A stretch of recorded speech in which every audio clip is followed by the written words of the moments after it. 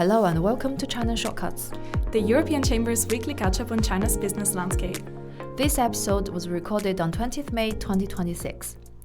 Production at larger industrial firms in China, those with annual income of over 20 million Chinese yuan, expanded by 4.1% year-on-year in April, down from 5.7% in March, according to data released by the National Bureau of Statistics on 18th May.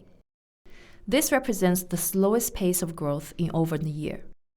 Out of the 41 main industrial sectors gauged by the headline figure, 29 registered year-on-year growth in April. High levels of production growth were recorded in several key manufacturing industries, including automotive, with this coming in at 9.2%, the computer, communications, and other electronic equipment manufacturing, which grew by 15.6%. And the railway, shipbuilding, aerospace, and other transportation equipment manufacturing, which expanded by 8.2%. Total retail sales of consumer goods increased 0.2% year-on-year in April, the lowest reading since December 2022. Sales in the automotive sector performed particularly poorly, falling by 15.3%.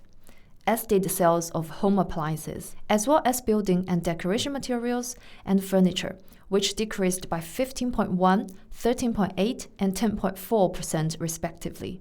Online sales of retail goods performed better, increasing by 5.7% compared to a year prior, in January to April 2026, and now account for a quarter of all retail goods sales in China. Speaking at a press conference on the data, Chinese National Bureau of Statistics spokesperson Fu Linghui noted that factors, including a limited willingness and capacity to spend among households, continue to constrain consumption growth. Further policy action is thus still needed for China to achieve its goal of boosting consumption, as prioritized in the country's 15th five-year plan.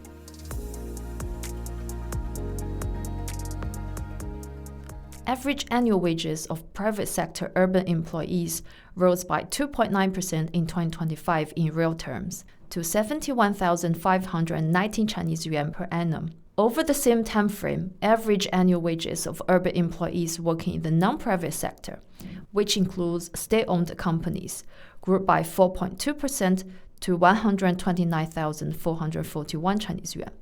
In the private sector, the strongest increase in real wages was registered in the transportation, warehousing, and postal services sector, with this coming in at 7.6%.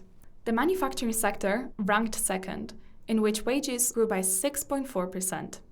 Elsewhere, wages in the real estate industry and leasing and business services declined, falling by 4.7% and 0.4% respectively in 2025. Sustained increases to real wages remain essential if Chinese policymakers are to achieve their goals of boosting domestic consumption and better balancing supply and demand growth, as outlined in the country's latest five-year plan. In the face of weak domestic demand, many firms operating in China are now increasingly relying on exporting to overseas markets, contributing to the increase in the country's trade imbalance with key trading partners, including the EU, resulting in increased trade tensions.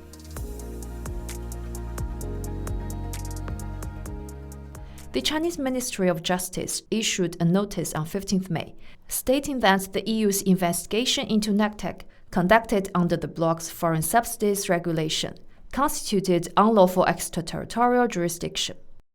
Notably, the development follows the publication of the States Council's regulations on countering improper extraterritorial jurisdiction by foreign states, or Regulation 835, on 13th of April.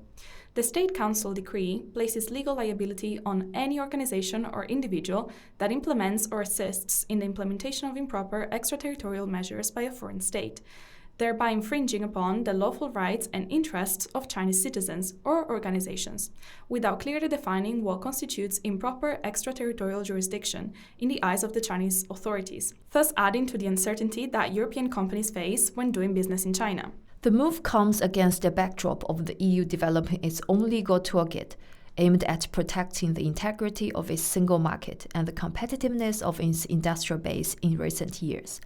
Moreover, the EU has demonstrated a willingness to begin to use these tools, including via the launching of anti-subsidies investigations in a number of sectors, as a way of pushing for a more balanced relationship with China. following years of limited progress being made on areas of key concern to the EU, not least asymmetric market access.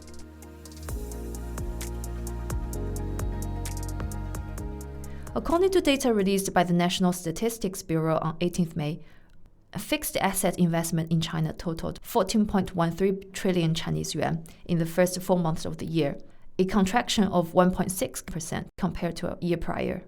This decrease was predominantly caused by a drop in investment related to real estate development, which fell sharply by 13.7%. By contrast, investment in both infrastructure and manufacturing increased by 4.3% and 1.2% respectively.